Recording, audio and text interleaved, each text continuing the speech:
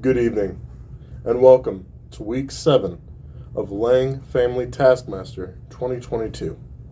I, of course, am Joshua Lange, your Taskmaster and Master of Ceremonies. This is Week 7, our penultimate week in our little family's run of this game. The second to last episode. So this one was a good one, right? I thought so. We got some really good submissions, so I have to assume that it was a good one. I mean, you all seem to have fun with it at least. So let's get right into it.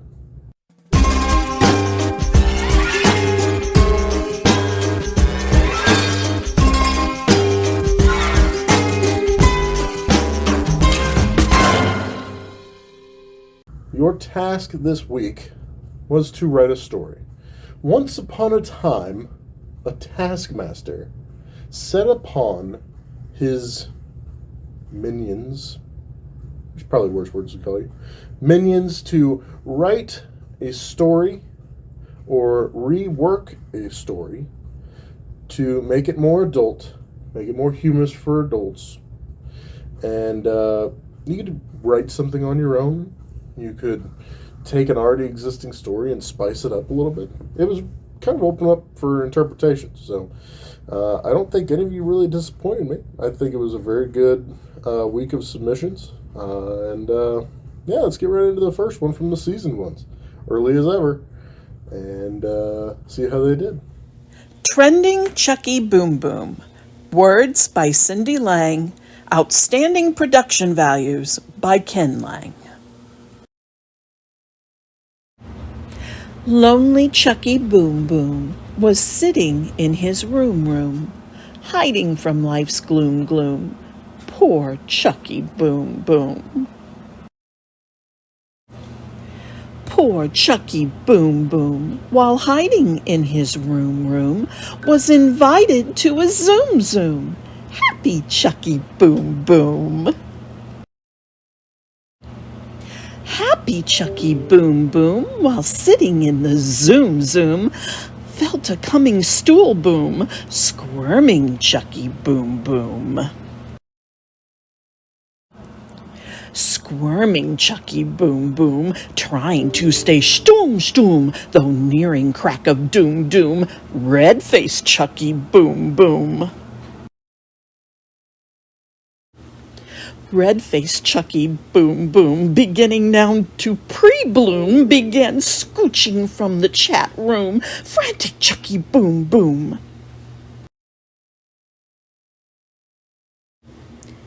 Frantic Chucky Boom Boom, once he had the leg room, moved swiftly to the bathroom. Relieved Chucky Boom Boom. Relieved Chucky Boom Boom returned to the Zoom to find no one in the chat room because Abe told Cece and Cece told Dee, have I got something you ought to see? Watch old Chuck squirming in his seat. Gonna put it on TikTok just for a treat. Now he's trending Chucky Boom Boom. We are back from the season 1 submission. Trending Chucky Boom Boom. Real quick though, Dad, what is this? I greatly enjoyed your illustrations, but what is this slide? Because if he's going to the bathroom to make a stool boom, why is there blood splatter? Why is there blood splatter? He needs to see a doctor. He needs to have a Zoom doctor call. Horrifying. Now, I like a good poop joke. So, I have to give a lot of credit to this one. And I do love reading Chicka Chicka Boom Boom to Fletcher. So, this kind of hit on two home fronts for me, being things that I like. Poop and that story to read. So, very well done. I've really enjoyed the production value on this one, the sound editing. Yeah, enjoyed every little bit of it. So, good job, season ones. Next up is a submission from the Twisted Sisters. They did not go wandering through nature this time. They stuck to, well, I'll let you see for yourself. Butterfly in the sky, I can go twice as high. Take a look, it's in a book, a reading rainbow. I can go anywhere, friends to know and ways to grow, a reading rainbow. I can be anything. Take a look, it's in a book, a reading rainbow. A reading rainbow.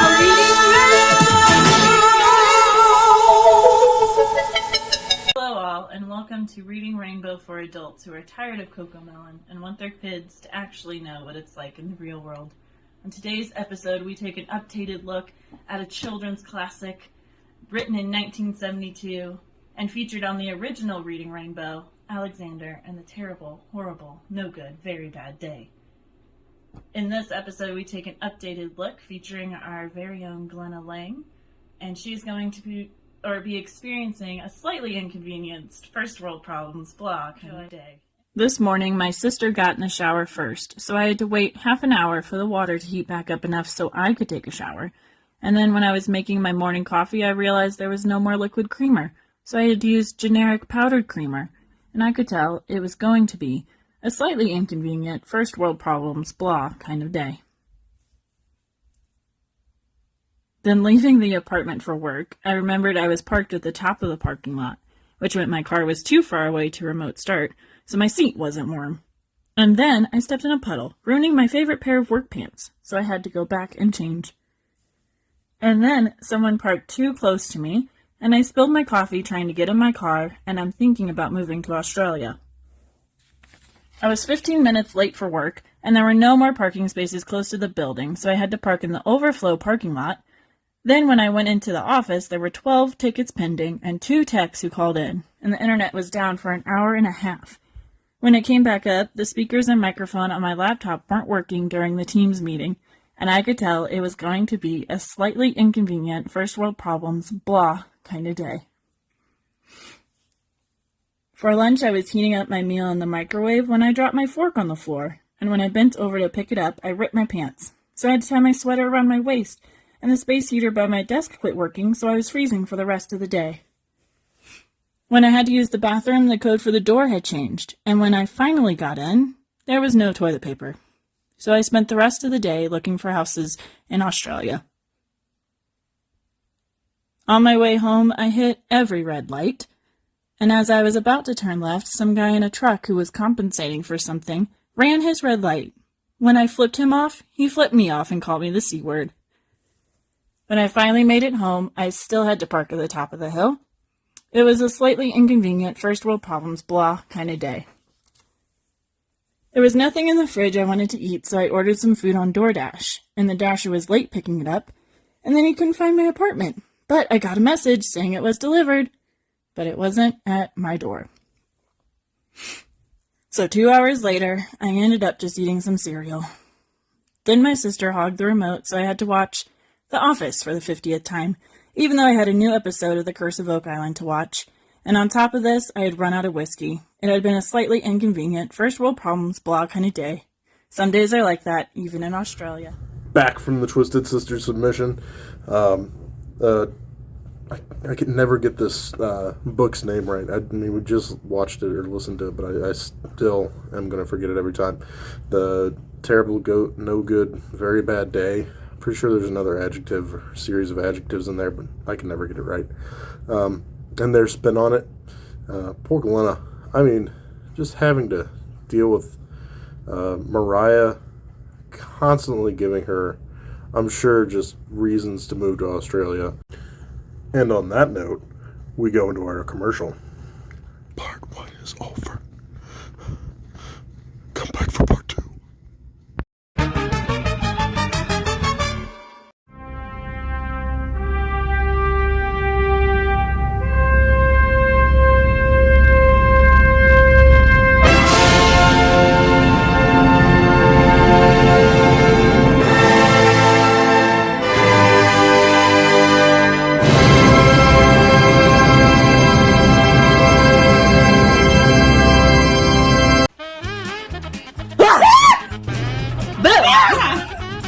Are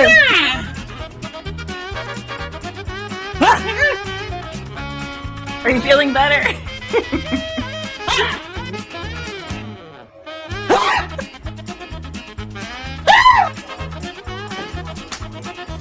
You were up.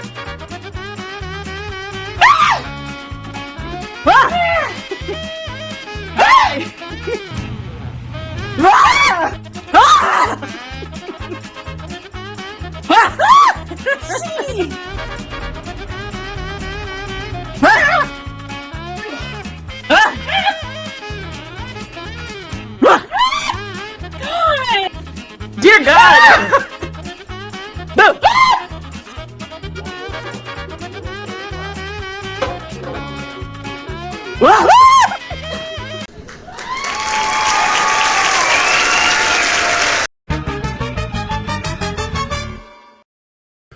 Welcome back to part 2. And, yeah, that was a little different, wasn't it? Thank you, Little Alex Horn / Mariah, for that. And also thank you, Glenna. Our next submission is from the Pocoyos. The Pocoyos. Hello, we are the Pocoyos, and here is our story for this week. The task was to take a children's story and make it with adult themes. So I took the story Rapunzel and I rewrote it. Once upon a time, in a kingdom far, far away, lived a kind queen and a good king. They were wonderful rulers of their land, and they had waited so long for a baby. When the baby was born, a little girl, they named her Rapunzel. Soon after the baby was born, though, they realized how tired they were. The sleepless nights and the constant crying and getting up in the night with baby Rapunzel was taking its toll. They knew on the other side of town lived a witch, and in the witch's garden there was a magic energy flower. They decided that it was worth it to go and steal the flower, for they knew the evil witch would not give the flower to anyone, even the king and the queen. So in a delirious state of exhaustion, the king decides to sneak out in the night and go to the witch's garden. Upon arriving, the gate is locked, obviously, and so he decides to scale the gates and climb into the garden. Upon entering the garden, he sees the glowing gold flower that he needs. He plucks it, escapes the wall, and runs back to the tower, where the queen is waiting with baby Rapunzel. They take the flower and they crush it up and put it into their tea. When they drink the tea, all of their energy returns. It feels as if they had felt before baby Rapunzel was born. What they didn't know, though, was when they were crushing the flower, some of the flower's dust landed on Rapunzel's hair, causing her hair to become magic. They wouldn't know this until years later, however. The next morning, as they awoke, thinking they'd gotten away with it, there comes a huge pounding on their door. The evil witch throws the door open and says, "How dare you steal from my garden? I knew you took my flowers. How did you think I would not find out? I am a witch. I know all things, and especially know what's in my garden and what is not." The king and queen threw themselves to the ground in apologies, trying to explain their exhaustion and the colic and the constipation, but the queen, the witch, would hear none of it. She says, "You took from me, now I take from you. I take the child." After much fighting, in which the king and queen try their best to fight the witch off, the witch takes Rapunzel and runs out of the tower. She runs so far away that no one can find her. The royal guards look for her. They hire investigators to look for Rapunzel, but no one can find her. The witch did not actually take Rapunzel very far. The witch had a magic tower in which no one could see unless they knew that they could look through the eyes of the witch. So, she hid Rapunzel to the top of the tower, where Rapunzel grew up, knowing not of her king and queen mother, knowing not that she was a princess, and only knowing the witch, whom she called mother. Years and years went by, and Rapunzel spent her time painting and reading, for the witch made sure she had a good education, but told Rapunzel that the outside world was dangerous and scary, and that's why she kept her locked in the tower. So Rapunzel was happy to be in the tower, until one day when her mother didn't come and see her. Her mother came and saw her every day. She wondered where she was, but thought not too much of it because her mother had been gone before, but she'd always told her she was going to leave before she did this. A couple of days later, she heard someone at the base of the tower. She looked out and saw that there was a man trying to climb the side of the tower. She'd never seen a man before and didn't really know what was happening. But the man yelled up and said, "Rapunzel, Rapunzel, I know it's you. Let down your long golden hair." Rapunzel, confused, did let down her hair, which had grown quite long, the length of the tower actually, in the 18 years she had lived. She let down her hair and the man used it to climb. There was something strange about the man, though. She was really wary and noticed something was strange about his eyes. She realized that it wasn't the eyes of a stranger she was looking into, but the eyes of her mother. "What have you done to my mother?" she asked. "Oh, I killed her, you see. I've been looking for you. Your king and queen mother sent me to find you. I've been searching for many years to see if I could find you. I found the witch and I killed her and I took her eyes so I could see the tower." She said, "You lie." Just then, out of no volition of her own, her hair sprung to life on its own and strangled the man to death.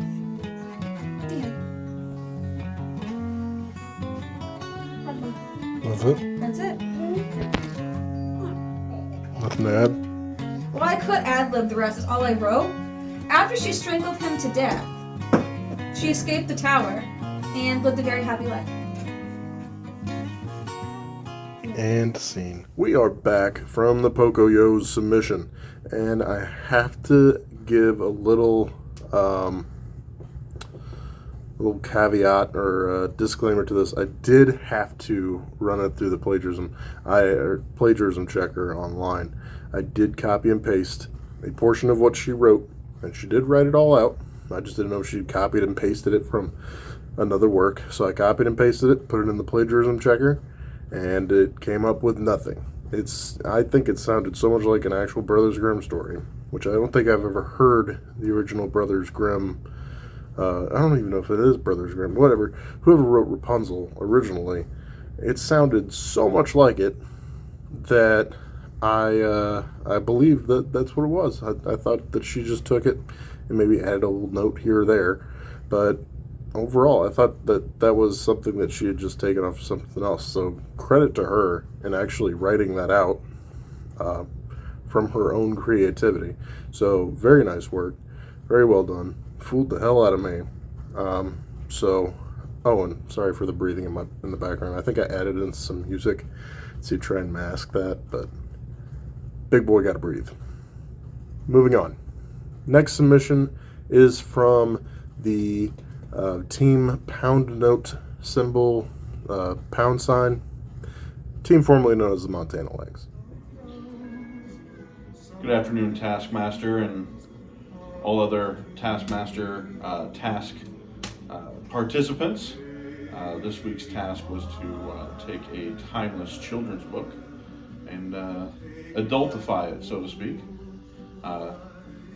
Nothing says romance like a fire or timeless love songs playing in the background, and then also, according to at least one website I visited, the #1 language of love, Spanish.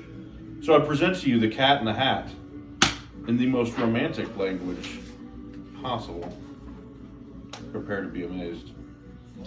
El sol no había salido, jugar no se podía, nos quedamos en casa ese lluviosa día. Me senté allí con Sara en el lugar aquel. Dije cuánto quisiera tener algo que hacer. Muy lluvioso y muy frío para irnos a jugar. Nos quedamos en casa sin hacer nada más.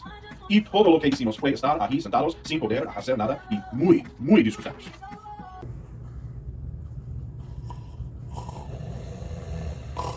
Y entonces se oye un bump que nos hizo brincar. Miramos, lo vimos, justo cuando iba a entrar, miramos y lo vimos, el gato ensombrerado. Y luego digo, ¿qué hacen ahí sentados? Yo sé que está mojada y que la sombra salió. Logramos divertirnos con algo limitado. Conozco buenos juegos que podemos jugar, también sé nuevos trucos añadidos y para muchos juegos muy buenos que les voy a enseñar y sé que a su mamá no le va a molestar. Sara y yo nos vimos, entonces, ¿qué decir? Vamos a la casa, pues tuvo que salir. No, digo después, si tenga que marchar, entraré a ese gato que no quiere jugar, no debe estar aquí, no debe estar acá, no debe estar aquí si su mamá no está. Vamos, no le digo al gato, no son malos los juegos de gato ensombrerado. Podemos divertirnos muchísimo después de un juego que ganamos. Digo lo que es, eso no me divierte, digo lo que es, yo no quiero que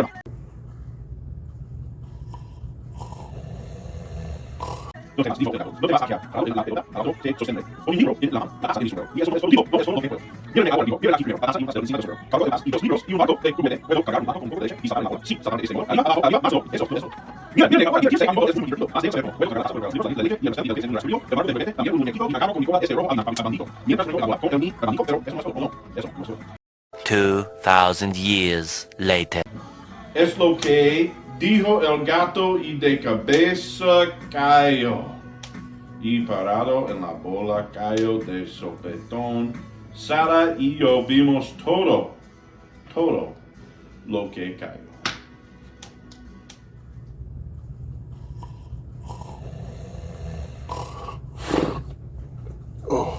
Oh, sorry. Didn't realize we were back already. We are back from the Team Pono. That went on for 5 minutes. 5 minutes of Daniel reading broken Spanish of Dr. Seuss's The Cat in the Hat. Didn't change a single thing of it. Pretty sure you just found a Spanish copy somewhere and read it verbatim. Nothing wrong with that, I suppose. Just a tad bit boring. I definitely see where you're coming from with the language of love. However, I think Italian is actually one of the most romantic languages. I could be wrong. But, yeah, boring as hell. Just real boring. Sorry. I snoozed through that one. I hope that you inserted something in the middle of there because I did not watch all of it. I hopped and skipped through it. Had to. My eyes kept closing, dropping my phone on the floor, just waking up. Man, I don't really want to be that critical of it because to read the entire book in Spanish, very well done. But, man, boring. Anyway, moving on to our next submission. The submission from the Magpies / Jeremiah. Oh, wait. We didn't get one. That's all right. Jeremiah, his heart isn't in it. He's too busy out there in Virginia. And Sam and Maggie, they're too busy with Bocephus. So, no worries. Just a big old goose egg for them. But, I mean, I don't think they're making up enough points to take the game anytime soon in this episode or the next one. So, we have our points set. Tonight we will meet and do our online our meeting, our call, and discuss points and see where we all sit after that. All right. Well, thank you. And what's that thing I say at the end of these videos all the time? Oh, yeah. Ta-ta.